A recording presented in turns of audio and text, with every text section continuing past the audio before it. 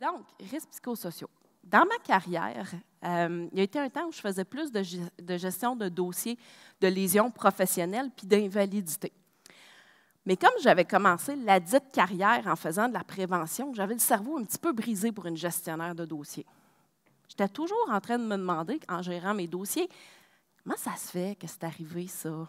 C'est quoi la part de l'effet travail dans ce qui est en train de se passer là? Parce qu'on le sait, en prévention, le travail, ça influence la santé, right? On peut sortir la fille de la prévention, mais on ne peut pas sortir la prévention de la fille. Fait que je faisais ma gestion de dossier, puis tout en faisant ma gestion de dossier, bien, j'observais, je remarquais. Et puis à un moment donné, j'ai commencé à remarquer qu'on dirait que la part des personnes qui étaient un petit peu moins bien, puis un petit peu moins épanouies au travail, elle revenait un petit peu souvent. Je n'ai pas dit tout le temps. J'ai dit souvent. Fait que ça m'intriguait. Des personnes qui étaient des fois un petit peu plus dépassées par la vie, par le stress en général, un petit peu moins épanouies au travail, ou qui nageaient dans une espèce de brouillard aussi des fois, qui ne voyaient pas les solutions. Fait que ça m'intriguait beaucoup. Les lésions psy aussi, ça m'intriguait beaucoup aussi. Je voulais savoir comment ça se faisait que ça arrivait. Puis, mon propre cheminement de carrière aussi m'a fait réfléchir. J'ai occupé plusieurs emplois temporaires et puis j'ai commencé à me demander comment ça se fait que dans certains emplois, j'arrive à m'épanouir, puis dans d'autres, je me sens moche et misérable au point d'en avoir des symptômes physiques. J'étais la même personne, c'était sensiblement le même travail, un travail de bureau. Mais il y avait quelque chose dans mon milieu de travail qui faisait en sorte que ça affectait ma santé psychologique, ma santé physique, puis ce n'était pas juste l'ergonomie. Fait que je me suis mis à creuser. Mon cerveau de préventionniste est parti sur une quête. On va mettre de côté ce qui est ésotérique, ce qui est citation facile, mais je suis partie en quête de réponses. Et puis, je les ai trouvées avec, en partie, des risques psychosociaux. Puis le jour où je les ai trouvés, mon cerveau a fait ça. Pareil. Même affaire. Ah oui, grosse explosion, c'était malade.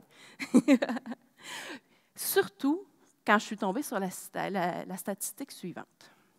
On va en avoir quelques-unes des statistiques aujourd'hui.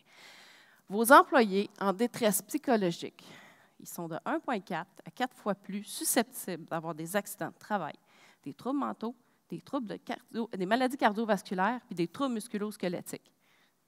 Ouch! Ça n'explique pas tout, mais c'est intéressant. 2 petites minutes. C'est qui la personne qui vous parle en avant? Je m'appelle Marie-Ève Champagne. Madame Saint-Laurent fait une brève introduction pour moi. Je m'appelle Marie-Ève Champagne. Je suis spécialiste santé, sécurité, mieux-être en milieu de travail. Des fois, je m'amuse à dire que j'ai la double nationalité. Je suis à la fois autant RH, je suis membre de l'Ordre des CRHA, que SST. J'ai un DESS en santé et sécurité au travail. Ça fait 15 ans que je fais ce beau métier-là. Ça m'est arrivé de le faire dans beaucoup d'organisations parce que je suis consultante, donc forcément, on se promène. Puis, au quotidien, ce qu'on fait, c'est qu'on accompagne les organisations dans leurs défis en matière de santé, sécurité, mieux-être en milieu de travail. On veut les aider à faire un milieu de travail qui est sain et sécuritaire à tout point de vue. Et ça comprend la santé psy maintenant. Donc, risques psychosociaux, la définition, j'aime beaucoup celle de l'INSPQ. Ce que ça nous dit, c'est que ce sont des facteurs qui vont être associés, et là, les soulignés sont importants, à l'organisation du travail, pratiques de gestion, conditions de travail, relations sociales. Quand ils sont présents, ça augmente, regardons, la possibilité d'avoir des effets néfastes autant sur la santé physique que la santé psychologique des personnes exposées. Et ça, c'est l'INSPQ qui nous le dit.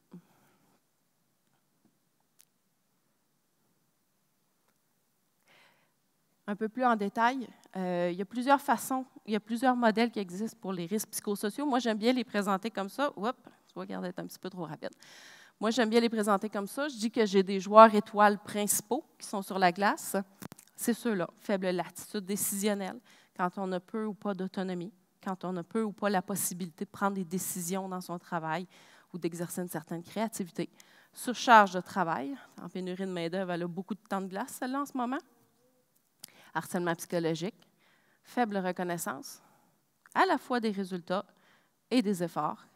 Quand les relations sociales ne sont pas là nécessairement, quand on a un faible soutien de la part des collègues, puis également aussi de la part du gestionnaire.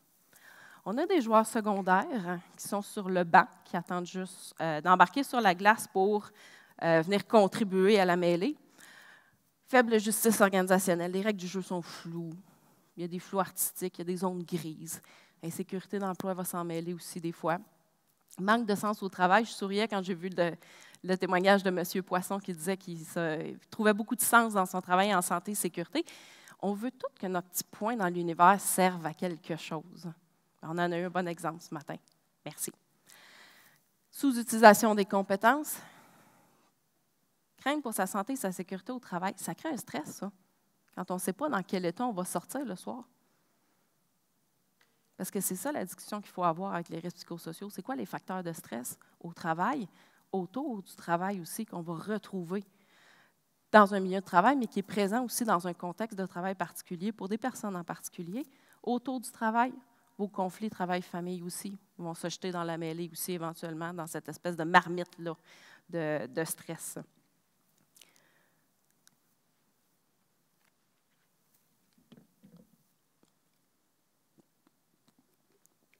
Ça va jusqu'à maintenant? Good. Fait que quand je les ai trouvés, j'avais trouvé un quoi. Et là, je me suis intéressée après ça au pourquoi agir. C'est important de s'en préoccuper de ces affaires-là ou c'est juste un petit truc que j'ai trouvé sur le bord du chemin? Puis après ça, bien, comment on va les prendre en charge? Comment on va agir après ça? Fait que pourquoi agir? J'ai quelques chiffres pour vous. À ce propos-là, les chiffres en santé psy au travail jonchent le sol. Vous avez juste à vous pencher pour les ramasser. J'ai fait un petit tri dans les plus pertinents. On les aime, les bestioles, mais quand ça marche. Donc, déjà en 2017, c'était 16 milliards de dollars que ça coûtait à l'économie canadienne. On sait aussi que nos congés pour santé psy vont coûter 2 fois plus cher et vont durer 2 fois plus longtemps que nos congés physiques. Puis c'était déjà en 2010 la première cause des absences, des problèmes de santé mentale. Ça ne date pas d'hier. L'éco-test, oui, c'est des chiffres pré-pandémie, mais ce qu'il nous disait, c'est qu'en 2011, c'était 42 % des travailleurs qui avaient des symptômes dépressifs qui s'absentaient en raison de ce problème-là. Ce que ça veut dire, c'est que la balance, 58 % vont faire du présentéisme. Présentéisme, ce n'est pas se traîner les pieds, ce n'est pas faire du vol de temps. On est au travail, malgré un problème de santé qui devrait faire en sorte qu'on devrait être à la maison. Puis ça, si vous voulez une idée des chiffres, on a parlé de chiffres aussi, les chiffres, c'est important, c'est 2 à 3 fois les coûts de l'absentéisme. C'est gros. Puis c'était déjà en 2011 400 000 travailleurs québécois qui recouraient à des médicaments. Puis ça représentait juste le tiers des travailleurs avec des symptômes dépressifs. On est correct. D'autres statistiques, encore une fois, je veux juste attirer votre attention sur le fait que ce sont des chiffres pré-pandémie. La CNSST nous disait qu'on avait un 414 % d'augmentation des lésions acceptées pour de nature, c'est-à-dire harcèlement psychologique et sexuel. Si vous regardez le laps de temps, il s'est passé quelque chose par rapport au harcèlement dans ce laps de temps-là, 2017 à 2020. Là, savez-vous lequel? MeToo s'est passé, puis il s'est passé aussi qu'on a eu l'obligation, les milieux de travail ont dû mettre en place des procédures, des politiques pour la prévention du harcèlement. On s'en parle plus. C'est sûr qu'il y en a plus. C'est pour ça qu'en se parlant de risques psychosociaux, en se parlant de stress au travail, en se parlant davantage de violence, on sait que ça fait partie aussi de la modernisation. Probablement que les chiffres que vous voyez là, qui sont déjà en augmentation, bien, vont l'être encore plus. On va s'en parler plus.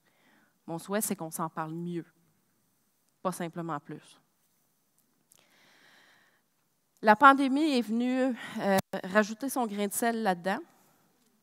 C'est une étude à Sun Life qui est sortie qui disait que c'était un travailleur canadien sur 10 qui avait quitté ou qui songeait à quitter son emploi parce qu'il était aux prises avec des enjeux de santé mentale, mais qui n'obtenait pas de soutien de la part de son patron. Retenez que vos 18-34 ans, pour eux, la proportion était à 2 sur 10. Eux autres, ils vont vous en parler de santé psy. Ils veulent qu'on en parle. J'ai d'autres chiffres aussi pour vous. À ce stade-ci, on avait encore beaucoup de gens qui avaient des problèmes de santé mentale. C'est encore le cas. Puis, le drame aussi, c'est que tu as plus de 50 % des participants à l'étude qui disaient qu'ils n'obtenaient aucun soutien de la part de leur patron pour traverser ce moment difficile-là. Si vous avez des enjeux de pénurie de main-d'œuvre, je pense qu'on n'est pas tout seul, il y a un terrain de jeu là-dessus. Là. Il y a du pouvoir d'agir là-dessus. Là.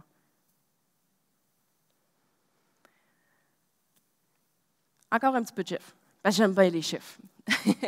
On a un monde du travail qui change dans les mains. Le ministre l'a dit aussi ce matin.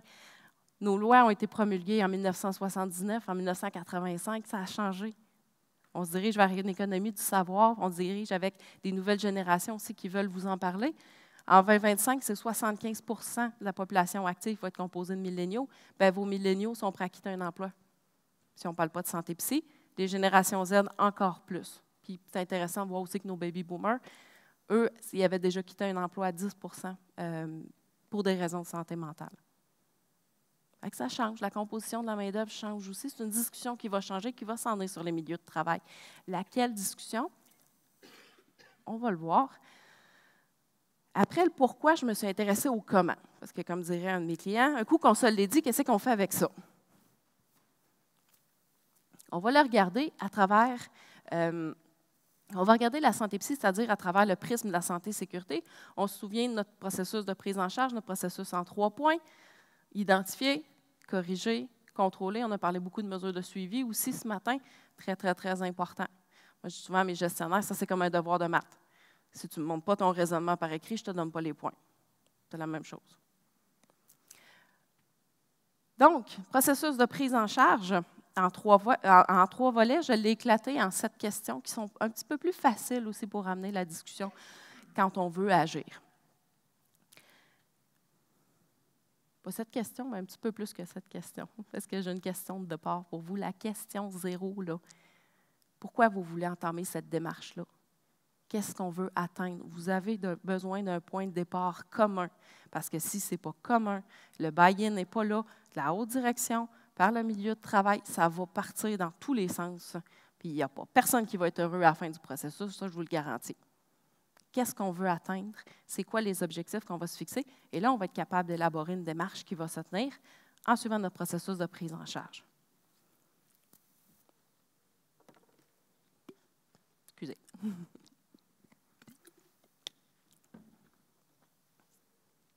Donc, vous êtes prêts? On part. Question 1, pour vrai, là, la vraie. Là. Quand on s'intéresse aux risques psychosociaux, on va regarder qu'est-ce qui stresse. Là, j'ai parlé d'irritants aussi, j'ai parlé de faire souffrir. Parce qu'on a besoin de se parler mieux de stress dans les milieux de travail. Ils ne vous le nommeront pas toujours comme étant un facteur de stress. Des fois, ils vont vous parler de quelque chose qui est lourd, qui est pesant, quelque chose qui est irritant. Puis des fois, oui, ça peut arriver que ça soit souffrant. Fait qu'on va regarder nos employés au travail, autour du travail. Nous, on a observé quoi? Puis eux, ils nous ont dit quoi? Parce qu'ils nous en parlent de ça. Il faut être capable de les écouter aussi. Deuxième question, ish.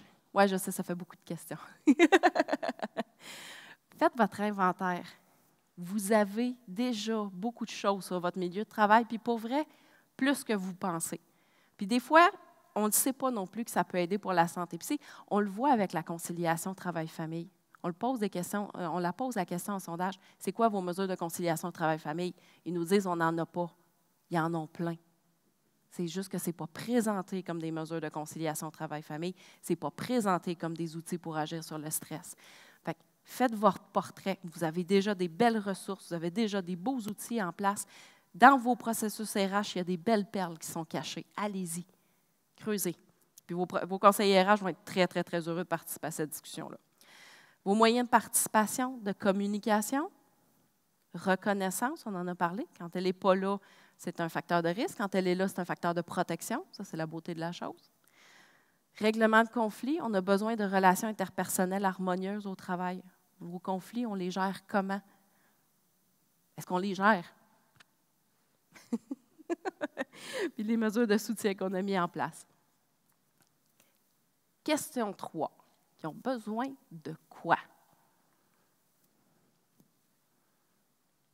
C'est quoi votre population d'employés? C'est quoi l'âge? C'est quoi les besoins? Qu'est-ce qu'ils vous disent aussi? On va aller faire le portrait de ça. Mais là-dessus, par exemple, il va falloir faire attention. Ce n'est pas tous les milieux de travail qui sont prêts à en parler. Ça, j'en ai des clients qui me disent, on n'ira même pas sur la question de la santé psy-Marie, on n'est pas prêt. C'est correct, ça se respecte. Pourquoi? Il y a plein de choses qui rentrent en ligne de compte, mais il y a aussi la stigmatisation. Ce n'est pas facile de parler de santé psy. C'est pas facile de se parler des difficultés vécues au travail. La stigmatisation, qu'est-ce que c'est? C'est la mise à l'écart d'une personne pour ses différences qui sont contraires aux normes du groupe. À tort ou à raison, c'est à 54 des gens, selon une étude de Santé Canada, qui nous disait que les gens qui présentaient des symptômes de troubles mentaux avaient subi de la discrimination en raison de ça. 44 des Canadiens et Canadiennes pensent que leur perspective de carrière serait affectée s'ils parlaient de santé psy avec leur patron. C'est presque une personne sur deux. Ça va être difficile à tenir comme conversation. Ça va être difficile à tenir comme conversation, puis c'est 81 des employés qui disent que la stigmatisation va les empêcher d'aller chercher l'aide dont ils ont eux-mêmes besoin. Les gens ont honte de leurs problèmes. C'est un pas qui est difficile à faire, d'en parler. Puis des fois, même juste de se l'avouer à soi-même. Fait que ça, il faut s'assurer, quand on va commencer à se parler de risques psychosociaux, que nos gens sont prêts à tenir cette conversation-là. Mais ça va vous barrer la route.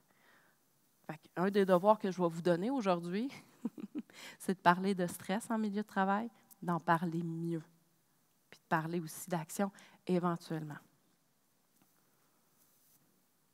Question 4. Là, on a un beau portrait dans les mains. On a fait le tour de ce qu'on avait. On a fait le tour aussi de ce que nos employés avaient besoin. Bien, ça nous prend quoi en santé et sécurité? On le sait, rendu à ce stade-ci, ça nous prend un plan d'action. Fait que notre plan d'action a sa plus simple expression, des actions, un responsable, une échéance pour chacune des actions, quand c'est bien fait. Les actions, ça va ressembler à quoi les actions pour les risques psychosociaux, savez-vous?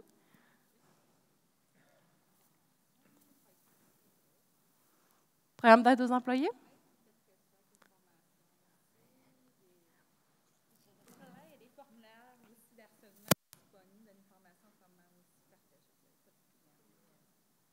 Communication, harcèlement, programme d'aide aux employés, il y en a plein.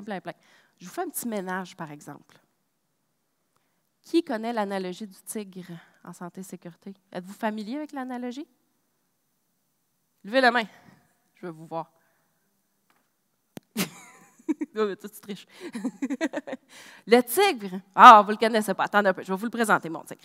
Le tigre, dans le fond, là, on le sait, l'esprit de la loi, c'est l'élimination à la source des dangers. On va se préoccuper d'intégrité psychique. Si j'ai un tigre qui se promène sur le milieu de travail, qu'est-ce qui est le plus efficace? Retirer le tigre du milieu de travail? Ou dire à mes gens, hey, quand il va frapper, là, je vous donne un bel accès vers l'hôpital. Regardez bien l'ambulance débarquer. On va retirer le tigre du milieu de travail, c'est ça. Si possible, oui, effectivement. Quand on se parle de prévention primaire avec les risques psychosociaux, quand on parle de réduction et d'élimination à la source, on va commencer à se parler d'action sur la surcharge de travail, d'action pour maintenir en place des relations interpersonnelles respectueuses. On va parler davantage de collaboration, de communication. On va redonner du pouvoir d'agir à nos gens aussi. On va leur donner des conditions aussi qui leur permettent de prendre des décisions au quotidien. Après ça, quand on y va au niveau secondaire, on va encager notre tigre. On ne va pas commencer à parler de formation sur le stress. On va leur donner les compétences, les connaissances que ça leur prend aussi pour pouvoir exercer les actions qu'on va poser en place, parce que ces actions-là vont être différentes selon le milieu de travail, selon le contexte de travail des personnes. Puis on a besoin de prévention tertiaire aussi, éventuellement. On va s'en parler aussi de retour au travail. On va se parler aussi de traitement, d'avoir accès à des psychologues, à des psychothérapeutes. Parce qu'à la fin de la journée, comme conseiller SST, comme conseiller RH ou comme gestionnaire, on n'est toujours pas thérapeute. Ce n'est pas notre rôle non plus. Mais on a besoin des 3 niveaux, mais souvent, on va beaucoup se porter rapidement sur le tertiaire. N'oubliez pas votre primaire, qui est l'esprit de la loi. C'est important, ça. Fait que là, maintenant, vous êtes familier avec le tigre. Puis, en matière de santé psy, j'aime beaucoup aussi la citation de Jean-Pierre Brun en matière d'action. C'est vrai, l'organisation ne fait pas toujours partie du problème, mais elle fait toujours partie de la solution. C'est une autre façon d'aborder les risques psychosociaux aussi. Question 5. Si on leur a parlé, si on leur a posé des questions, c'est susciter des attentes. Faites attention, les espoirs sont fragiles. La mobilisation l'est aussi. Si vous avez levé beaucoup d'attentes et que vous n'y répondez pas, vous allez écraser plein de choses. Qu'est-ce que vous allez leur communiquer? Comment vous allez leur communiquer? Votre plan de com ressemble à quoi? Même si c'est pour dire on va s'y mettre un petit peu plus tard parce que c'est peut-être un petit peu plus gros que ce qu'on pensait. Ça arrive. Question 6. À partir de la question 6, on commence à basculer en mesure de contrôle. Puis ça, on va en avoir besoin. En santé, sécurité, des fois, on lance des paquebots magnifiques à l'eau. On est tous surpris après 6 mois de voir qu'il a pris l'eau ou il est rendu dans un port différent. Fait que retour à votre question 0. C'est quoi vos objectifs? Ça va vous aider aussi à déterminer vos mesures de suivi. Ça va être quoi vos indicateurs de performance réactifs, proactifs? Comment on va s'assurer que le bateau a bien atteint le port qu'on lui demande d'aller? C'est important, ça.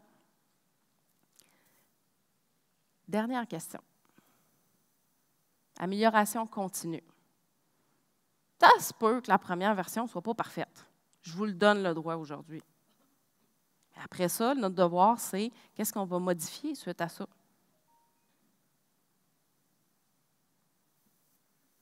On va faire une version 1 du mieux qu'on peut. Peut-être que la version 2 qu'on va faire l'année suivante, elle va être franchement plus fantastique.